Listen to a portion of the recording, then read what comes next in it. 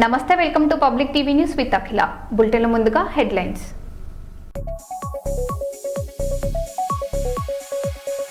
పెద్ది సుదర్శన్ రెడ్డికి తుది వీడ్కోలు, అంతిమయాత్రలో విషాద ఛాయలు.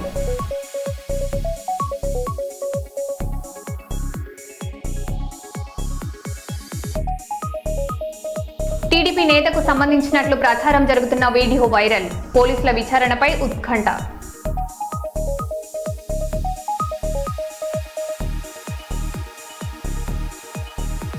గోదావరికి మొదటి ప్రమాద హెచ్చరిక, పరివాహక ప్రాంత ప్రజలు అప్రమత్తంగా ఉండాలని సూచన.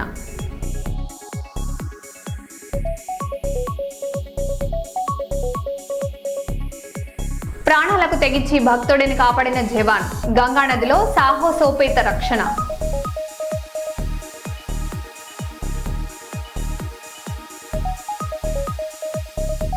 కర్ణాటకలో వింత ఘటన, గోల్డ్ షాప్ లో చోరీ, దొంగ ఎవరో తెలిస్తే షాక్.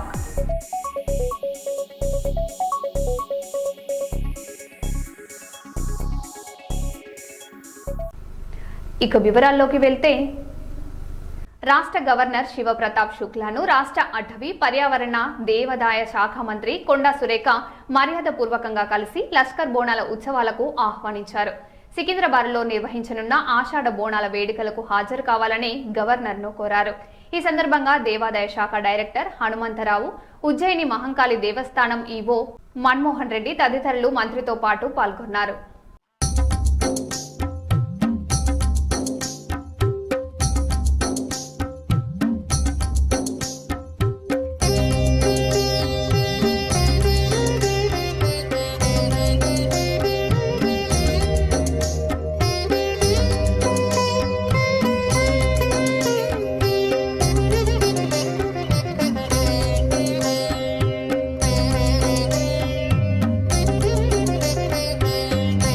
నర్సంపేట మాజీ ఎమ్మెల్యే, తెలంగాణ ఉద్యమ యోధుడు పెద్ది సుదర్శన్ రెడ్డి అంతిమయాత్రలో విషాద వాతావరణం నెలకొంది.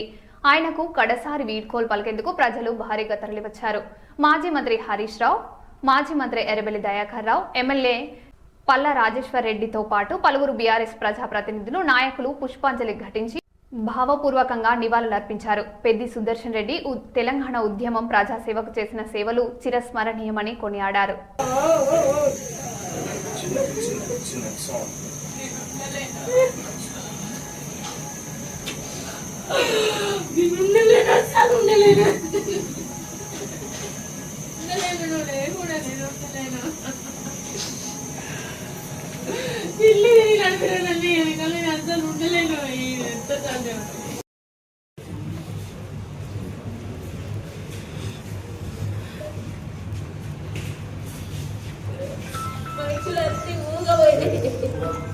వేదికలన్నీ మూగపోయినాయి.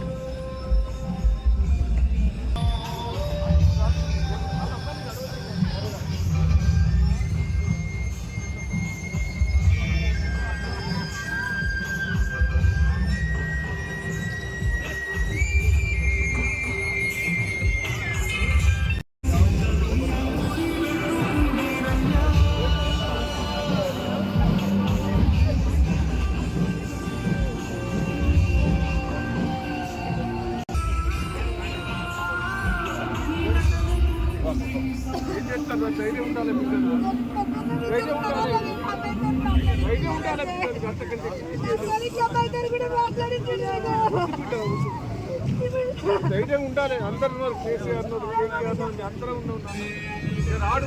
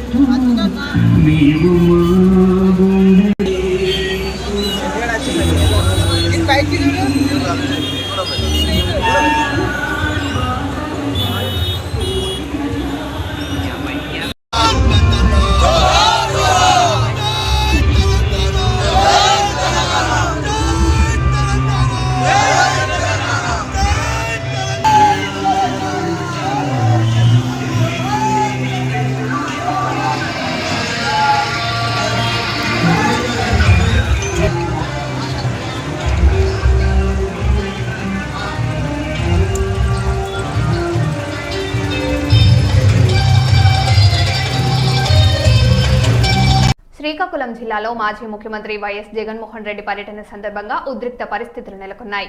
పోలీసుల ఆంక్షలను ఉల్లంఘిస్తూ వైఎస్ఆర్సీపీ నాయకులు, కార్యకర్తలు బారికేడ్లను తొలగించి ముందుకు దూసుకెళ్లడంతో తోపులాట చోటు చేసుకుంది. పరిస్థితి అదుపు తప్పడంతో పోలీసులు స్వల్ప లాఠీచార్జ్ చేయగా ఓ రిజర్వ్ కానిస్టేబుల్ గాయపడినట్లు సమాచారం. ఈ ఘటనపై రాజకీయ వర్గాల్లో చర్చ కొనసాగుతుంది.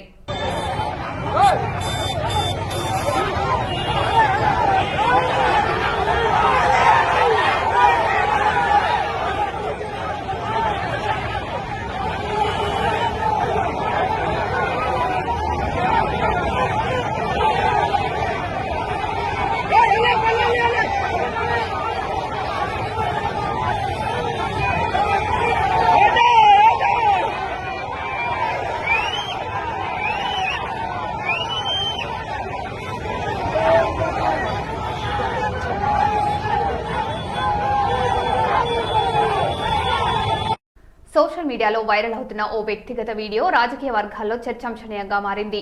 ఆ వీడియోలో కనిపిస్తున్న వ్యక్తి తెలుగుదేశం పార్టీకి చెందిన నేత అనుచరుడని సోషల్ మీడియాలో ప్రచారం జరుగుతుంది. అయితే ఆయనపై వినిపిస్తున్న వైవాహిక వేధింపులు, అక్రమ సంబంధం వంటి ఆరోపణలు అధికారికంగా నిర్ధారణ కాలేదు. బాధితురాలుగా పేర్కొంటున్న మహిళ పోలీసులను ఆశ్రయించినట్లు సమాచారం. ఈ వ్యవహారంపై పోలీసుల దర్యాప్తు అనంతరం పూర్తి వివరాలు వెలుగులోకి వచ్చే అవకాశం ఉంది.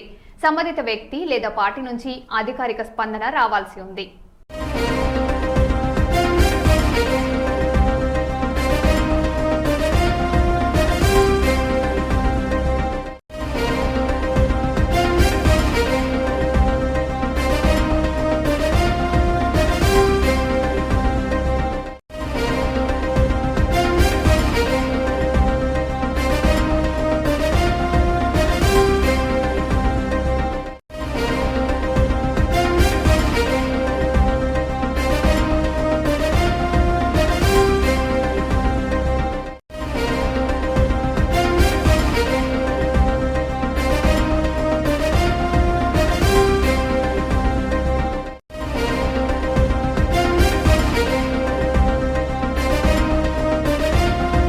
పెద్దపల్లి జిల్లా రామగుండం ఎమ్మెల్యే రాజ్ ఠాగూర్ మక్కాన్ సింగ్ అవగాహన లేకుండా పరిపాలన కొనసాగుతున్నారని మాజీ ఎమ్మెల్యే కోరుకంటి చందర్ విమర్శించారు. గోదావరికని పట్టణ చౌరస్తాలో అసంపూర్తిగా ఉన్న షాపింగ్ కాంప్లెక్స్ నిర్మాణాలను పరిశీలించిన ఆయన నిర్మాణాలు ఆలస్యం కావడంతో చిరు వ్యాపారులు తీవ్ర ఇబ్బందులు ఎదుర్కొంటున్నారని అన్నారు. కాంగ్రెస్ ప్రభుత్వం అభివృద్ధి పేరిట కూల్చివేతలకు పాల్పడుతోందని ఆరోపించిన బీఆర్ఎస్ నాయకులు వ్యాపారాల సమస్యలను తక్షణమే పరిష్కరించాలని డిమాండ్ చేశారు. సింగరేణి కట్టడాలపై వెంటనే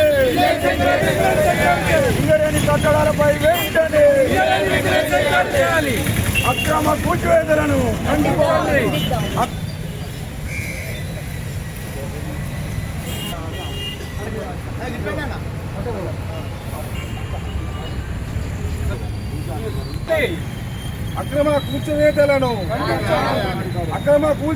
రాజ్ ఠాకూర్ మక్కన్ సింగ్ ఎన్టీపీసీలో చిరు వ్యాపారస్తులను కూలగొట్టిండు. అక్కడికి పోయి ఆ సంతలో ఏదో దుకాన్లు పెడతామని చెప్పేసి ఆ గోడ కూలగొడితే కేసులైనాయి. నిన్నటికి నిన్న తిలక్ నగర్ సెంటర్లో ట్రాక్టర్తోని కోటర్లను కూలగొట్టిండు. గతంలో ఆ కడుతున్నటువంటి కట్టడాలను ఇలా సింగరేణి వాళ్ళు కూల్చేసిండ్రు అని చెప్పేసి అంటా ఉన్నారు. అసలు రాజ్ ఠాకూర్ మక్కన్ సింగ్ పరిపాలన అవగాహన ఉన్నటువంటి పరిపాలన, అవగాహన రహితమైనటువంటి, అవగాహన లేనటువంటి పరిపాలన.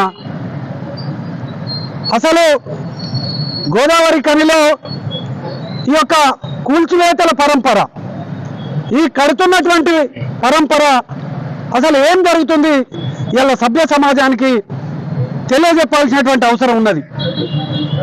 గోదావరి కనిలో కడుతున్నటువంటి కట్టడాలను చిన్న చితక వ్యాపారం చేసుకున్నటువంటి వాళ్ళ చిరు వ్యాపారస్తులు కూల్చివేసి మీరు 2 అంతస్తుల బిల్డింగ్లు కట్టుకోవాలి. పాప వాళ్ళు రోజు రోజు చిన్న చిన్న ఫైనాన్షియల్ వచ్చి దుకాణాలు నడుపుకునేటువంటి వాళ్ళను పట్టుకొని పెద్ద పెద్ద షాపులు కట్టాలని ఆదేశాలు, జులుంలు జారీ చేస్తారు. కొన్ని జాగాల్లోనేమో బినామీ కాంట్రాక్టర్లతోని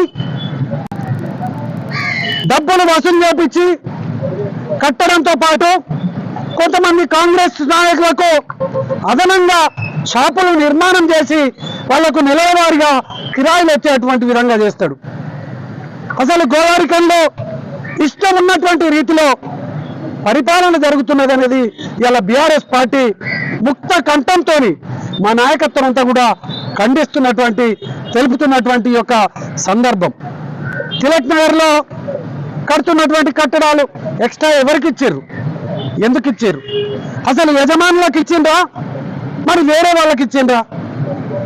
ఇట్లా అన్ని జాగాలలో కడుతున్నటువంటి కట్టడాలు ఏం జరుగుతున్నాయి? అందుకోసమే ఇలా సింగరేణిలో చిన్న ఒక వాటర్ పక్కకు రూమ్ వేసుకుంటేనే కట్టుకొని వెళ్ళేటువంటి సింగరేణి మరి ఇలా ఎమ్మెల్యేతో ఏమి లోపాయికారి ఒప్పందంతో అదనంగా రూములు కట్టుకునేటువంటి విధంగా చేస్తున్నారు. ఎవరికి లాభం చేకూరే విధంగా చేస్తున్నారు. చిరు వ్యాపారస్తులు బాధితులకు న్యాయం చేయాలని బీఆర్ఎస్ పార్టీ మొదటి నుంచి వెళ్ళి మొత్తుకుంటా ఉంటే శివాజీనగర్ కానీ, హనుమాన్ నగర్ కానీ, అదేవిధంగా అశోక్ టాకీస్ దగ్గర కానీ కట్టేటువంటి సింగరేణి కట్టేటువంటి కట్టడాలకు ఓనర్షిప్ను ఆ చిరు వ్యాపారస్తులకు ఇవ్వాలి. ఇలా బీఆర్ఎస్ పార్టీ తరఫున బాధితుల కోసం, బాధితుల పక్షాన, బాధితులకు ఎక్కడ అన్యాయం జరిగినా ఊరుకునేది లేదని చెప్పేసి ఈ యొక్క ఎమ్మెల్యే రాజ్ ఠాకూర్ మక్కన్ సింగ్ కు హెచ్చరిక చేయడంతో పాటు విజిలెన్స్ ఎంక్వైరీ చేసి ఎవరైతే బాధితులు ఎవరైతే రూములు పోయినాయో ఆ రూములు మాత్రమే అందరికీ కట్టించాలి. ఎవరైనా ఓనర్లు క్వార్టర్లు పక్కకు గతంలో షాపులు నిర్వహించినటువంటి ఓనర్లకు అవసరమైతే వచ్చే విధంగా చేయాలి తప్ప అదనంగా కట్టేటువంటి వాటిని ఈ యొక్క దుర్మార్గమైనటువంటి రీతిలో ఇలా అమ్ముకోవద్దు, అవినీతి చేయొద్దు అని చెప్పేసి మేము ఈ సందర్భంగా సింగరేణి యాజమాన్యం దీని మీద ప్రత్యేకమైనటువంటి విజిలెన్స్ ఎంక్వైరీ చేసి బాధితులకు మాత్రమే రూము కట్టించుకునేటువంటి విధంగా చేయాలి. బాధితులకు మాత్రమే రూము చెందేటువంటి విధంగా చేయాలి. అదేవిధంగా శివాజీనగర్లో, హనుమాన్ నగర్లో కట్టేటువంటి కట్టడాలను ఆ బాధితులకు ఎవరైతే చిరు వ్యాపారస్తులకు వారికి ఓనర్షిప్ వచ్చేటువంటి విధంగా దానికి ఒక రేటు నిర్ధారణ చేసి పర్మనెంట్ గా వాళ్లకు ఇవ్వాలని కూడా ఇలా బీఆర్ఎస్ పార్టీ డిమాండ్ చేస్తున్నది. అతి త్వరలో దీన్ని పరిష్కారం చేయకపోతే సింగరేణి యాజమాన్యం మీద మేము కార్యాచరణ తీసుకుంటాం. అదేవిధంగా ఎమ్మెల్యే దీని మీద ప్రత్యేకంగా చెప్పాలి. ఈ జరుగుతున్నటువంటి అసలు ఎక్కువ రూములు ఎక్కడ కడుతున్నారు, ఏం కడుతున్నారు దీని మీద చెప్పాలి. లేకపోతే మేమందరం కూడా ఎమ్మెల్యే క్యాంప్ కార్యాలయానికి కూడా రావడం ఈ ముట్టడికి సిద్ధంగా ఉన్నామని కూడా ఈ సందర్భంగా తెలియజేస్తా ఉన్నాం. ఇవాళ రామగుండం కాన్స్టిట్యున్సీ గోదావరికంలో కావచ్చు, రామగుండం అంతటా కూడా కావచ్చు, నిన్న మొన్న కురిసినటువంటి వానకు ఇవాళ ప్రతి గల్లీలా ప్రతి వాడలా కాన్స్టిట్యున్సీ మొత్తం ఇళ్లకి నీళ్ళు వచ్చినాయి. ఇవాళ 3 నెలలు అయితే 3 ఏళ్ళ ప్రభుత్వం అవుతుంది. ఇక్కడ గొప్పగా చెప్పుకున్నారు ప్రజాపాలన అని చెప్పి. అదేవిధంగా అభివృద్ధి చేస్తున్నాం మాట అయిపోతే అభివృద్ధి చేస్తున్నాం అనే మాట చెప్తా ఉన్నారు. మరి 3 ఏళ్ళకెళ్ళి ప్రీ మాన్సూన్ చర్యలు ఏం తీసుకోవాలి, ఎక్కడ నీళ్ళు వస్తున్నాయని మక్కాన్ సింగ్ అన్నట్టు ఆయన రామగుండంలోనే ఉట్టిండు. సరే 10 ఏళ్ళు ఊళ్ళో లేడు కావచ్చు, కానీ ఎక్కడ వరద వస్తుంది ఏమవుతుంది అనే విషయం ఆయనకు అవగాహన ఉండాలి. నువ్వు 3 ఏళ్ళకెళ్ళి ఏం చర్యలు తీసుకున్నావు? ఇవాళ అన్ని ప్రతి జాగాల టూ ఇంక్లైన్ మోరీ గత చాలా ఏళ్ళుగా వస్తుంది. నేను మార్పు తెస్తాను, ఏడొచ్చింది మార్పు? అట్లా ప్రతి జాగాలో కూడా ఇవాళ ముత్తమంతా వాన పడితేనే గింత పరిస్థితి ఉంటే నీ అభివృద్ధి ఎక్కడ కనబడుతుందని మేము అడుగుతా ఉన్నాం. ఇప్పటికైనా అడ్డమైన వీటి మీద ఖర్చు పెట్టకుండా ప్రాపర్గా జనాలకు ఎక్కడ అవసరమో అక్కడ నిధులు ఖర్చు పెట్టి పారదర్శకంగా ఇక్కడ ఉన్న ఊర్ల అనుభవజ్ఞులను సలహాలు తీసుకొని ఆ వాడలు ఉన్నటువంటి పెద్ద మనుషులను ఇక్కడ వరద ఎంత వస్తుంది, వరద స్థాయి ఏంది, ఎప్పుడు ఏ సంవత్సరంలో ఎంత వరద వచ్చింది, వర్షం పడితే ఎంత వచ్చింది, ముంపుకి ఎంత గురవుతుంది అనే ఒక అవగాహన పెట్టుకోవాలని చెప్పి మేము చెప్తా ఉన్నాం. నీకు వాస్తవంగా ఈ డెవలప్డ్ చేసే దాని మీద అవగాహన లేదు తప్పించి ఒక అహంకారంతో వ్యవహారం చేసుడే తప్పించి ఎక్కడ నలుగురి సలహా తీసుకోవాలనే ఆలోచన నీకు లేదు. నువ్వు ఇష్టం వచ్చినట్టు వ్యవహారం చేస్తా ఉన్నావు. నిధులు మేము తీసుకొచ్చినటువంటి 450 కోట్ల నిధులను ఇవాళ నువ్వు దుర్వినియోగం చేస్తూ మేము తెచ్చినటువంటి నిధులతోటే నువ్వు ఎంజాయ్ చేస్తున్నావు తప్పించి నువ్వు గొప్పగా తెచ్చిన నిధులు ఏం లేవు. ఒకవేళ నువ్వు తెచ్చిన ఏమన్నా ఉంటే కూడా శ్వేతపత్రం రిలీజ్ చేయాలి. ఎక్కడ కూడా ముంపుకు గురి కాకుండా ప్రజలను కాపాడాల్సిన బాధ్యత మీ మీద ఉన్నదని మేము తెలియజేస్తా ఉన్నాం. కర్ణాటకలో ఓ వింత ఘటన చోటు చేసుకుంది. తుమకూరులోని ఓ నగల దుకాణంలో బంగారు ఆభరణాలు కల్పించకపోవడంతో సిబ్బంది పోలీసులకు ఫిర్యాదు చేసేందుకు సిద్ధమయ్యారు. అయితే ముందుగా సీసీటీవీ ఫుటేజ్ ని పరిశీలించగా ఓ ఎలుక ఒక్కొక్కటిగా ఉంగరాలు, బంగారు ఆభరణాలను ఎత్తుకెళ్తున్న దృశ్యాలు కనిపించాయి. అనంతరం ఎలుక బోరియాను తవ్వి చూడగా 10 బంగారు ఉంగరాలు, 3 చైన్లు సహా సుమారు 10 లక్షల విలువైన ఆభరణాలు లభించాయి. ఈ ఘటన స్థానికంగా సంచలనంగా మారగా ఎలుక మెరిసే వస్తువులను తన గూటికి తరలించే సహజ స్వభావం కారణంగానే వేసి ఉండవచ్చని భావిస్తున్నారు.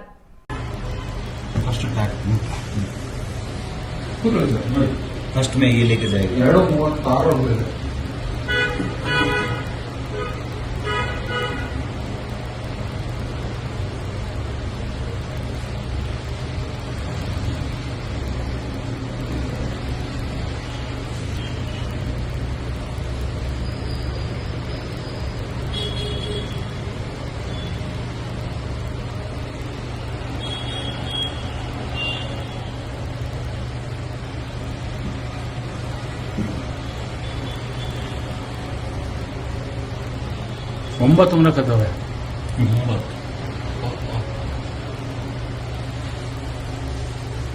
इंडिया है वो लेके जाएगा, उसके ऊपर स्टिकर है ना, वो लेके जाएगा। ये इसका फर्स्ट देखो स्टिकर है, वो टूट गया, देखो वो लेके जाएगा।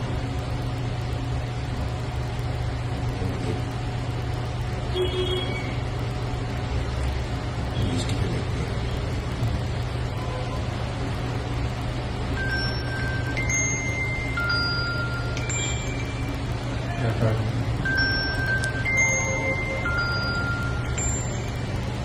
వందే మాతరంలో దేవుళ్లను ఆరాధించాలని ఉంది. ఇది రాజ్యాంగంలోని 25, 26, 29 ఆర్టికల్లు విరుద్ధం. జనగణమనలో దేశం ప్రజల నుంచి ఉంటుంది. వందే మాతరంలో ఫ్రీడమ్ ఫైటర్ల గురించి ఉండదు. అది నేషనల్ సాంగ్ కాదు. నేను ముస్లింను, అల్లాను మాత్రమే ప్రార్థిస్తా, హిందూ దేశంగా మార్చాలని చూస్తున్నారు అని మీడియాతో వ్యాఖ్యానించారు. अब हम ये बोलना चाह रहे हैं कि जनगण मन जब आप पढ़ते हैं तो जनगण मन में क्या दिखता है कि ये देश दिखता है और देश की जनता दिखती है। जब आप वंदे मातरम पढ़ते हैं तो वो तो एक भगवान और देवी के बारे में पूजा की बात है उसमें। अब उन मुजाहिदीन आज़ादी को क्या बोलेंगे जिन्होंने इस देश के लिए कुर्बानी दी, चाहे वो मौलाना महमूदुल हसन हो, हुसैन अहमद मदनी हो, मौलाना अबुल कलाम आज़ाद हो, मौलाना काफ़ी हो। ये तो देश को आज़ाद कराने के लिए किया था। यहाँ पर आप देश को इस तरह से पेश कर रहे हैं। और जनगण मन जो लिखा गया था वो तो जनता के लिए लिखा गया था। और मैं कह रहा हूँ कि 1950 में राजेंद्र प्रसाद में बहुत बड़ी गलती की, बगैर रेजोल्यूशन के उन्होंने कह दिया कि नेशनल सॉन्ग है, जबकि रेजोल्यूशन लेना चाहिए था उनको। तो और कहीं पर भी नेशनल सॉन्ग का डेफिनेशन नहीं है। तो आप इसको इस तरह से मुसल्लत कर रहे हैं देश के ऊपर, तो ये गलत है बिल्कुल। आर्टिकल 25 फ्रीडम ऑफ रिलीजन है, उसके स्टैंजास पढ़ लीजिए आप। मैं एक मुसलमान हूँ, मैं सिवाय अल्लाह के किसी की इबादत नहीं करता हूँ। अगर मैं किसी की बात करूँगा तो मुसलमान कहाँ रहूँगा? तो आप तो आर्टिकल 25 का, 26 का, 29 का ग्रेव वायलेशन कर रहे हैं। और ये बता दीजिए, ये संघी आरएसएस के लोग कभी वंदे मातरम पढ़े? ये लोग कहाँ पढ़े बताइए? माफीनामे लिख रहे थे। और हिंदू महासभा और मुस्लिम लीग तो फौज जमा कर रहे थे अंग्रेजों को देने के लिए। आपने कभी जिंदगी में पढ़ा ही नहीं। और आखिरी बात, हमारा संविधान का जो प्रियम्बल है वो किससे शुरू होता है? वी द पीपल, भारत माँ से नहीं शुरू होता है ना, कहाँ शुरू होता है? तो आप तो ये तो बिल्कुल ही संविधान के खिलाफ, उन मुजाहिदीन आज़ादी के खिलाफ। और जो काम बोस नहीं किए, रविंद्रनाथ टैगोर नहीं किए, वो काम आप ये कर रहे हैं। जो कमेटी बनाई गई थी उन्होंने कहा कि नहीं। तो ये सब मकसद एक ही है कि इस देश को एक हिंदू थियोक्रेटिक कंट्री बनाया जाए। हम इसकी मजम्मत करते हैं, कंडेम करते हैं। और बीजो इमानुएल का जजमेंट आज भी रेलेवेंट है और कल भी रेलेवेंट रहेगा। మరో బులెటిన్లో మళ్ళీ కలుద్దాం. Stay tune.